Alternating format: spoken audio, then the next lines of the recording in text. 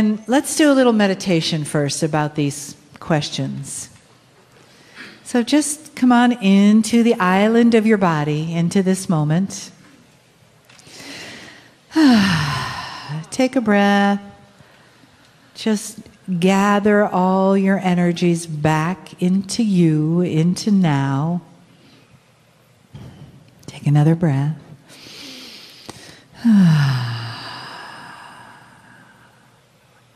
And know that everything you have experienced today is with you still.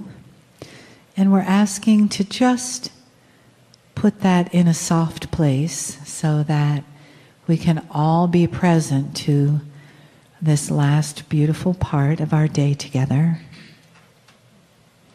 So one more breath in.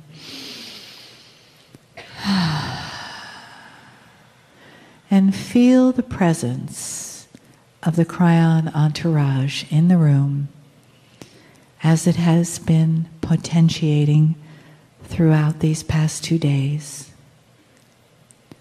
All that has gone on for you mentally, emotionally, physically, and spiritually. And just bring that into a place where it can just be with you in a soft place, a place that you can bless, and a place where you can give gratitude.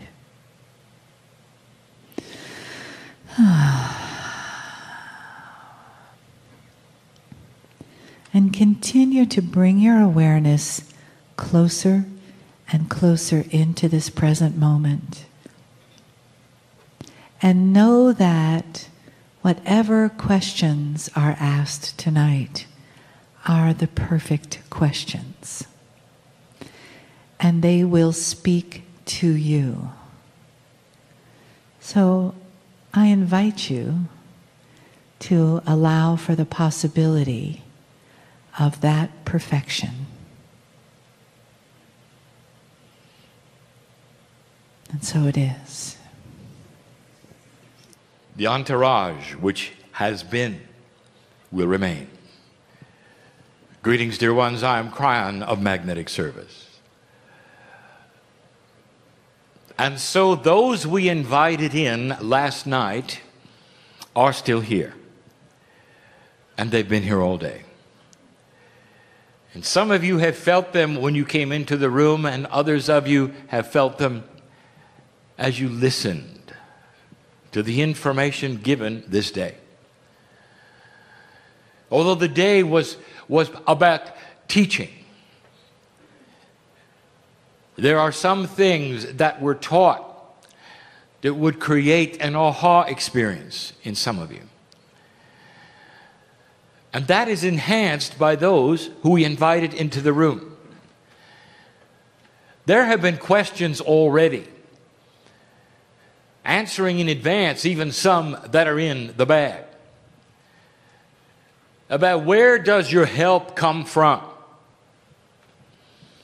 And in a linear way, you wish to visualize the God in the sky as the authority figure, the one who helps you as you are poised, asking with your hand out. And I'm going to tell you, it is time to take responsibility for good things in your life. And so therefore, when there are healings, you did it. And therefore, if there are things today that would ring true to your heart that you wanted to hear, epiphanies perhaps, that is to say, awarenesses, validations, and you want to know where they came from, I'll tell you. You've got a support group around you. You've got the ancestors standing, holding hands, looking at you. You're a piece of the creative source. Do I really have to tell you where it came from? It is a confluence of spiritual maturity and intelligence that is responsible for the human being's awakening into the next level. And I've just answered a question, another one in the bag. But you've got to know this, even in advance of the questions. Now, not all of the questions will be answered. I know that too. At least not to your satisfaction. And I know that. One of the reasons we do not do this more often is because the collection of consciousness that would ask the questions does not normally suit the energy of the channeler. And so we select very, very special old soul groupings in order to do this. And then I've told my partner to make sure that others will hear the answers. For it is the old soul in the room who has the ability and the maturity to put together certain kinds of questions that will trigger what the message is of the day that needs to be heard from those who are listening perhaps at another time. And that is the way of it. The first question, please. Could you please speak about multidimensionality? I have heard that there are 11 versions of ourselves plus our higher self. From your perspective, is this so? Are some of the versions actually our guides, as mentioned yesterday in the second grouping of our consciousness? The answer will be non-linear. The question is linear. And I will try to, again, create an answer which will help you to discern what is really taking place. Do not count the versions. Do not identify the dimensions. And as I said yesterday, it is in a soup, and the meal has been cooked, and the seasoning is in it. Therefore, multidimensionality is the name we would give to the human soul, which is reflected within the corporeal body, for there are multidimensional aspects even of your DNA. So there is information being broadcast, you might say, from the multidimensional soup of what you call your Merkaba all the time. Your guides are part of it. The higher self is part of it. That which is in your DNA instructions, which are quantum, are part of it. And those who are on the other side, who have your soul ID, are part of it. But you want to know which part is which. What color are they? What do they look like? What are their names? Dear human being, this is so understandable. This is how you're trained. All of you. And part of the evolvement of the human species at this point in time is to get out of the training. To drop the traditions that have been taught to you, even in the New Age for so long, and start to see an amalgamatum, a confluence, a putting together of the parts in a way that you have never, ever seen before. If you start seeing yourself as a whole, as an entirety, and stop trying to pull apart or identify the pieces and the parts of the multidimensional human being, you can start to relax. It is as it is. I am that I am. And you never heard Spirit give instructions to say, I am that I am, and these are the parts. It doesn't work that way. And the intellectual who is spiritual wishes to know. It is not knowable. For the soup is the soup. And it's all together. The guides are part of the corporeal human being. Those on the other side of the veil are part of your higher self. The energies in the crystalline grid are a reflection of the actions of you. Your higher self is there as well as in the magnetic grid. You're everywhere. And on purpose. The question is honored. But it indeed shows that you still wish to count the parts. Not today. Next. Would you please speak about why the planet was populated by 5 to 7 to 9 centered beings as per human design, and how this relates to advanced Lemurians? You should know this, dear ones. Lemurians were not the end-all of humanity. They were beginning human beings. Human beings took millions of years to develop to a point at which you were ready to be seated by the Pleiadians. And the number of centers that you had at that point, 5, was about change. And you have to look at the numerology. So Lemurians were 5-centered. This did not stop them from receiving the information about enlightenment. It did not stop them from having a culture where they developed things like the Temple of Rejuvenation, where they were given some physics by the seed parents. But it did stop them from evolving past a certain point. And this was recognized and it was known. It's the beginning of human evolvement spiritually. And so the Lemurians and the civilization of Lemuria is not something to look back at and say, I wish we were there today. You have evolved spiritually from that point. Lemuria was precious because there was no war.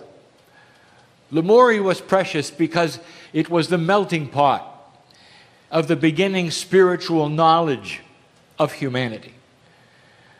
Lemuria was special, for they had developed some longevity rejuvenation techniques using magnetics and supercooling that was available to them at 33,000 feet. Now you know why the mountain came up. But still, you have higher technology today. You can develop these things far easier than they did. So respect them for their beginnings and the roots. The natural evolvement into the centers of the human being is because humans were ready for it. And we said this last night, that as human beings evolve and are ready for certain kinds of attributes, they are given when you're ready. Going to 7, going to 9, maybe even eventually the 12-centered human being. This is human evolvement, and it centers in the spiritual. You got to see all day long the explanation of who you are. There has never been a more elegant system designed yet to help you work with each other than this which you were taught today. And it's based around more centers than the Lemurians had. There'll come a day when they'll go out to 12. And you can imagine the complexity then, because you have to add the quantum attribute. There will be a wheel outside of the wheel. And this is the way it works in evolution, in spiritual things as well as biological things as well as consciousness. So you are still simply seeing the natural progression of a race that has decided to move forward into a higher integrity of life. Eventually, as I've told you, this will reflect itself with higher thinking in government, higher thinking in business, and a collection of countries that would never, ever think of going to war. For they would see their survival as part of the galaxy instead of a simple blue earth that you cannot escape from. There is more coming than you know. And what is coming will increase your awareness of yourselves, will put the earth together in a different consciousness, and you will not be fearful of it. What is coming is benevolent. What is coming is beautiful. And these things are hard for you to imagine, but I can speak of them openly now, whereas before 2012, it would sound silly, because there was simply too much darkness around this shift that you have passed. And you will see the channeling is starting to change. It's opening up to new vistas. It's telling you things to look forward to that are grander than ever before. And there are so many questions in the room. Thank you, Kryon. This sounds so good. It's hard to believe when we look at the news. Will we be alive to see it? Oh, of course it will. You may look a little different. Old soul, you're coming back. You're not going to miss this. You're not going to miss this. This is the finale. You've struggled for thousands of years to get to this point. I know you say you're tired, but that's the human mind. Don't you hear the celebration? Will you allow yourself for a moment to relax into the arms of God and be hugged and celebrated for what you've done? You're not going to miss the rest of this journey. You're just not. And so I will see you on my side of the veil for a moment and a half. And you'll come back. You can hardly wait to awaken with knowledge that you've earned. To awaken with instincts that will allow you to remember how to read. Remember who you are. And to keep the light going. The next question. There have been past advanced civilization on Earth. What consciousness attributed to their demise? It depends on how you define advanced. There has never been a higher consciousness than the one in the room on the planet. Did you know that? Advanced civilizations can be advanced in many ways. Advanced in their ideas, advanced in the technology, perhaps, and there have been, but not in the advancement of awakening to what is inside, dear ones. And what has been their demise almost exclusively has been that they did not advance the spiritualness with the rest of the consciousness. And there comes a time when they hit a wall, and without a high degree of consciousness and awakening, they tend to destroy one another. And this is where you were going. Are you aware of that? Think of the prophecies of when you were born. My partner teaches this every time he stands on a stage. Think of the prophecy. And the prophecy said you weren't going to make it. And you had the weapons that would assure you would not make it. And they were all pointed at each other when the prophecies were given. Is it any wonder we would say to you, there have been others that faced the same thing? An elevated technology without elevated spiritual thought creates the demise of a civilization. And that is the answer. You have to have them together. And the one that should be on top, always, if you have to have a hierarchy, is the one that searches for the creative source. And that one, my dear human beings, will be the catalyst for all the others. And for the first time in human history, as predicted by the ancients, the earth starts to balance itself.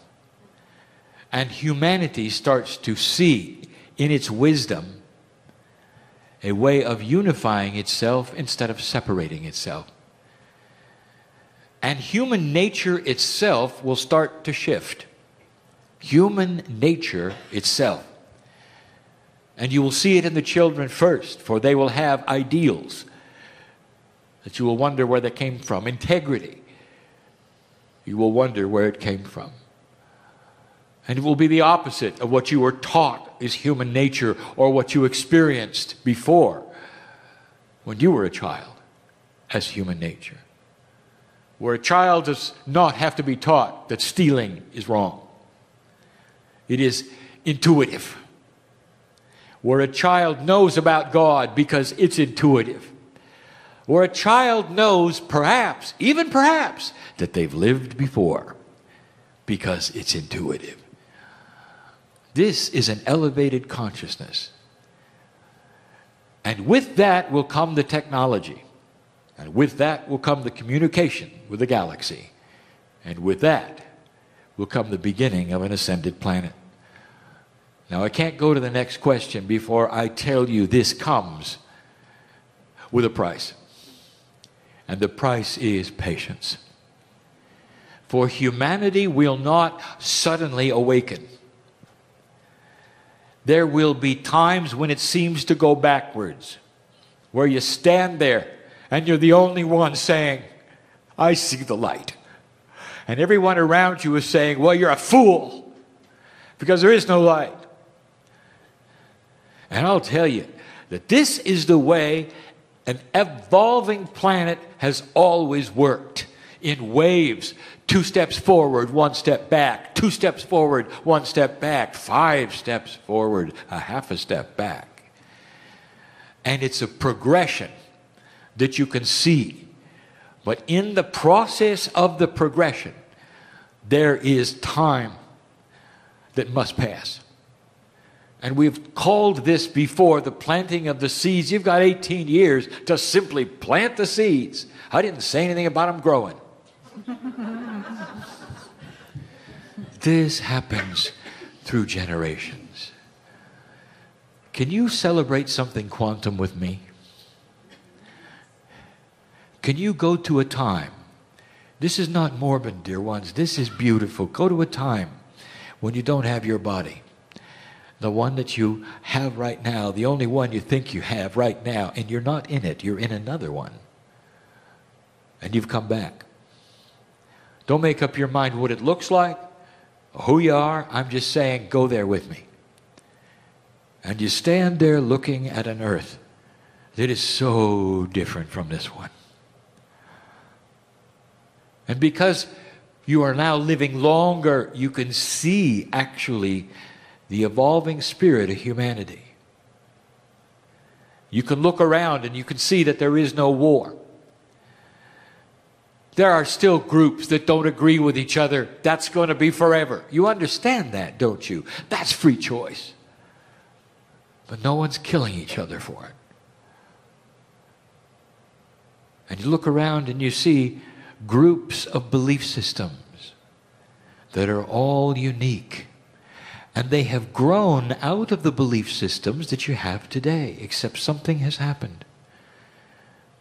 They all respect one trunk of the tree as the creative source. And they worship differently. And they may have doctrine. And some of them are beginners and some of them are not. And they all have their way of honoring the creative source. And none of them point to the other and say they're wrong. For they all acknowledge that at the core they have come from the same place. The same love is in all of them. They have their specifics. And they look backwards and they say there was a day when we killed each other because we didn't agree. How quaint, how trite, how barbaric. And what I have just painted for you is the potential we see with you. Alive, healthy, with longevity due to awareness, consciousness, and technology, looking at the planet in the future. To us, it's already there. To you, old soul, you've just simply passed the marker and beginning to plant the seeds. But you're going to be there. You wonder why we love you the way we do. You wonder why the creative source has compassion pouring out of the center. You wonder why we want to take your hand and make you feel better. You wonder why we're asking you to stop counting guides. And instead, count on us. Next question. How can we best mine our Akash to discover and develop our life's purpose? Mining the Akash is the concept of the future. My partner has been in the shower many times with me. And his questions are exactly like yours. Oh, he's managed to pull out a few things and change himself. He needed to in order to do what he's doing. But he doesn't know how he did it. Not really. He didn't follow a process, you see. Not really. You know what he did? He stood there and said, God, tell me what it is I need to know. And in that process, if you want to call it that, which he thinks is a process, he was guided to certain aspects and did them. He still doesn't know what he did. He still doesn't know how it happened. He's just thankful it did. And in the shower, he says, please give me what to say. In the shower, he says to me, Kryon, I cannot stay on a stage and talk about mining the Akash and say, and good luck.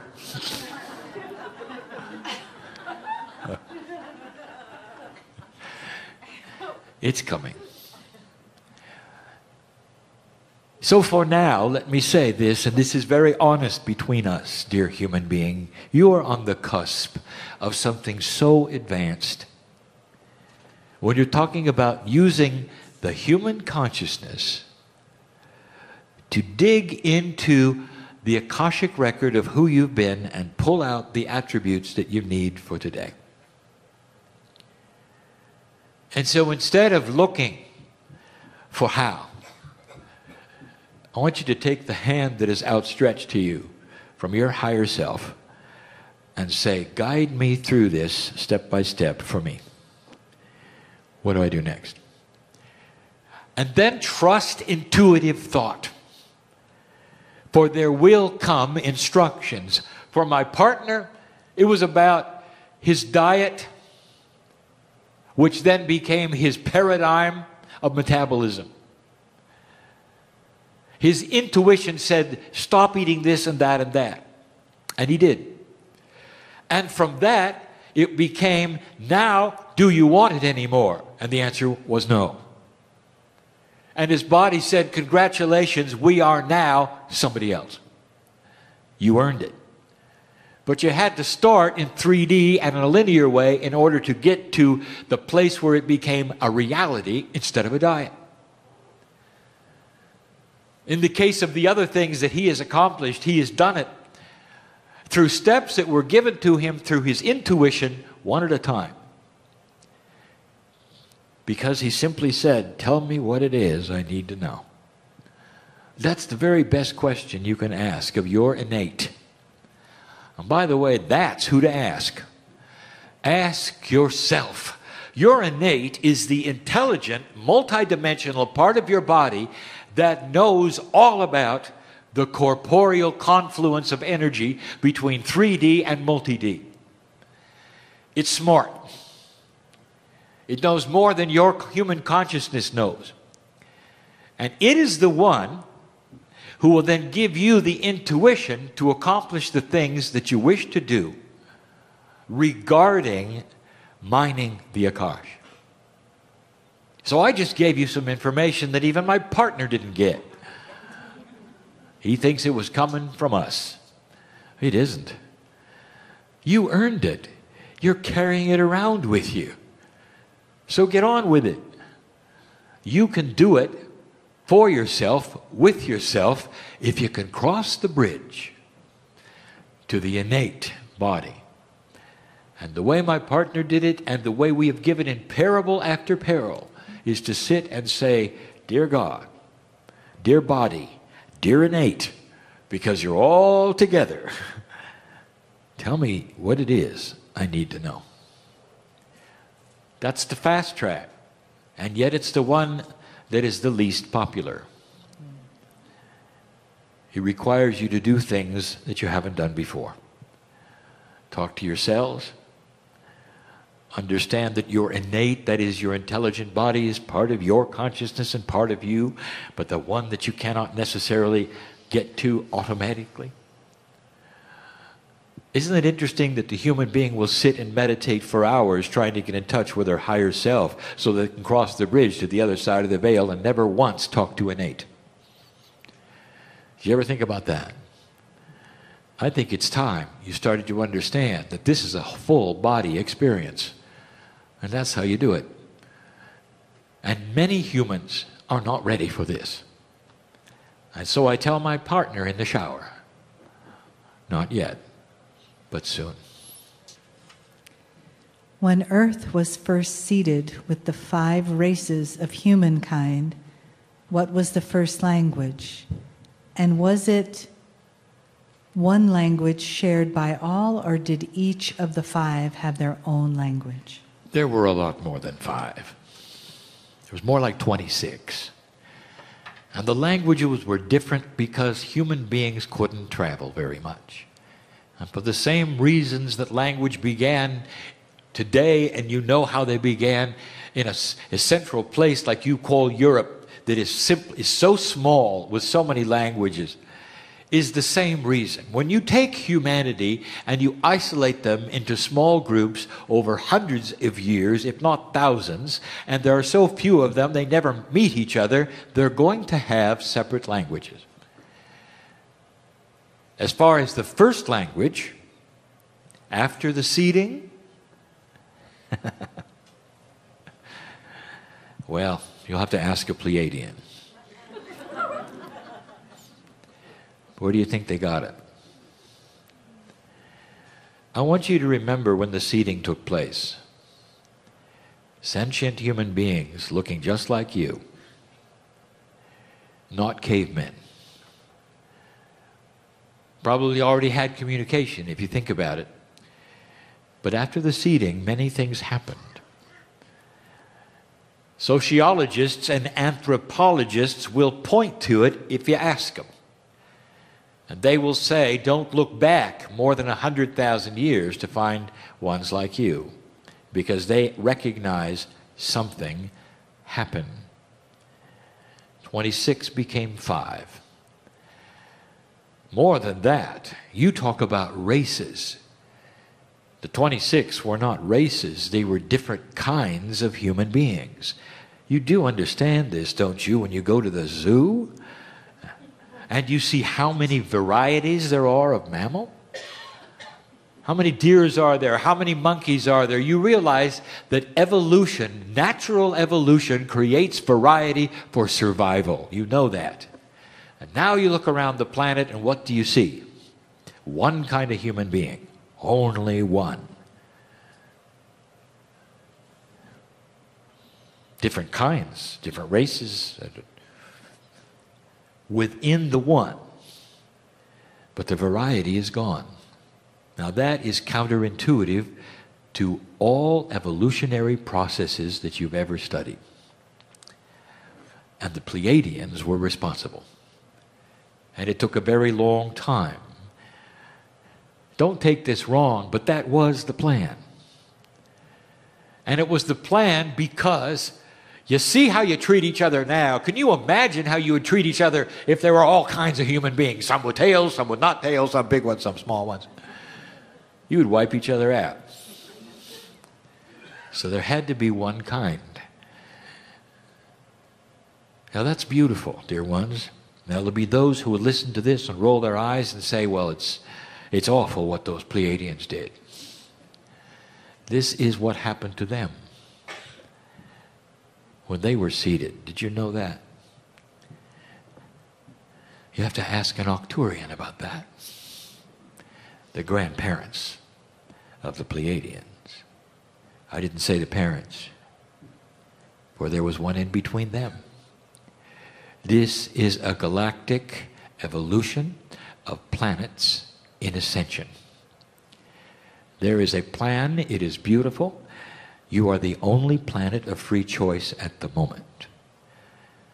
And so the question is honored, but the answer is far larger than the question ever thought it would be. It's a beautiful plan. And we continue to tell you that it's not going to be that long. It won't be that long before you start to understand that there are others in this galaxy besides yourself. And it will be intelligent. And you're going to have to rethink God because of it. And this will be the last question. What can we do to accelerate the growth of humanity? That's a wonderful last question. And by growth, of course, you mean spiritual. Dear ones, I want you to love each other more than you do now. I want you to be able to love the ones that are giving you a bad time. You know who I'm talking about. I want you to fall in love with the face in the mirror. This changes your countenance.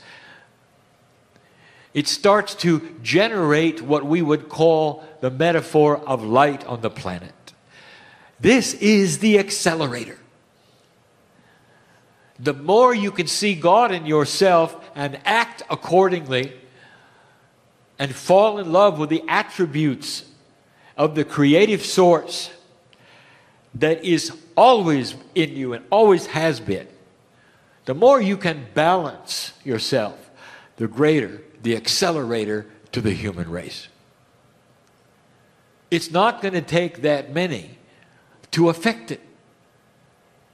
And the reason is, again, because balance is infectious.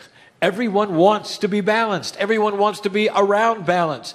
Nobody wants to walk around frustrated and angry and worried. Not really. Not really. And so when you are the catalyst and the accelerator, by showing the God in you, you'll gather a crowd just walking out of your house. I guarantee it. And the people in the shops will know you and remember you. And wherever you will go to buy groceries, they'll remember your name and stop you. And you'll know that you're different. And you'll be peaceful in that. They may even want to accompany you, go to lunch with you. One human at a time, which becomes exponential in an accelerated planet of light. Now, how do I know this? And I'll tell you, because you are not the first. I'll tell you something else. And you have to know this, dear human beings. You think you signed on as a human? That's just for Earth. That's just for Earth. What if I've told you you've done this before? This ought to be ringing in your cells. Something is different. I remember this. I remember this. I'm shivering because I remember this. I'm waking up at 3:30. Something's going on. I've been through this before. What is it that I'm feeling? And I'll tell you. Some of you have been on other ascended planets, including the planet of the Pleiadian. and the ones before that, because there is a select group of old souls who are really old. This is what you do. Galactic light workers, you are. And you'll know this. There'll come a day when the revelation of where you've been and what you've done is far grander than anything you ever thought.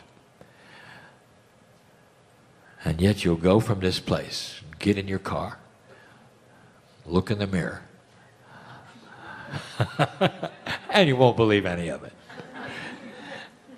God bless the human being for their linearity, but God is still inside. And so I give you this information for those who can accept it and work with it, knowing full well it may take another lifetime or 2 or 3 before you know I'm right. But it's going to be you, for this is what you do. 23 years ago, I came to my partner in some very simple channeling, and I said, there will be no Armageddon. For the potentials of crossing the marker are far grander than war.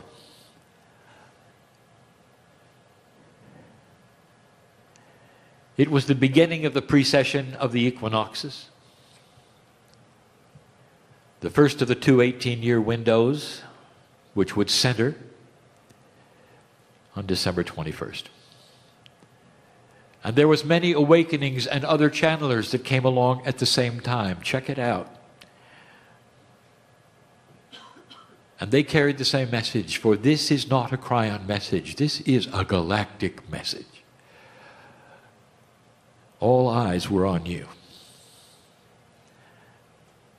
You just didn't pull it out. You didn't just go through the marker. You did what you never could do before. And the old souls that are here, inside of you, there is spiritual truth and knowledge that knows I am absolutely right. Something is happening. Here are your instructions, dear human being, dear galactic light worker. Remember the last time this happened. Expect the darker energies of this planet to flail and fight back, because they now know they are losing. And because they're losing, they're going to throw it all at you. But you've got an increased light. I'm sorry to be so simple.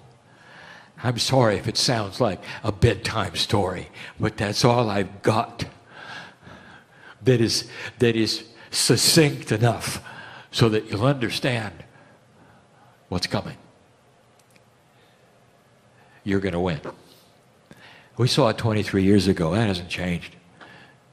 But in the process, there's going to be a few times where you'll question it. And when you do, I want you just to sit and say, I am that I am. God, tell me what it is I need to know. And the spark inside will respond. And all will be well. And so it is.